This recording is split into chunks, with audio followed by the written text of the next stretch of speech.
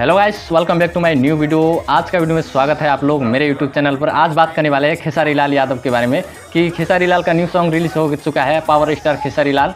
ये भोजपुरी इंडस्ट्री का मतलब स्टार ही माना जाता है हमारे खेसारी लाल यादव का। कोई भी सॉन्ग आने से ट्रेंडिंग पे चलता है खेसारी लाल यादव, तो आप लोगों ने इस सॉन्ग को भी जरूर सुनना होगा। टंगे टंगे भोजी देंगे देंगे सॉन्ग डिम्पल सिंह या दोनों साथ मिलकर गाया, लेकिन वीडियो अभी रिलीज नहीं हुआ है। वीडियो लगभग 1-2 दिन में आने वाला है, वीडियो शूटिंग भी होने वाला है। टंगे टंगे सॉन्ग पूरा शानदार लगा। आप लोगों को भी कैसे लगा, पसंद लगा तो कमेंट कीजिएगा। एक आप लोग भी जरूर सुने होंगे आप लोगों ने, तो मैंने भी सुना तो बहुत एकदम अच्छा लगा वीडियो देख के। Khesari Lal power star Bhojpuri industry का कि कोई भी सॉन्ग आने से ट्रेंडिंग को तो चलता ही है, तो मैंने भी देखा। तो आप लोग भी जरूर देखिए और चुका है इस सॉन्ग।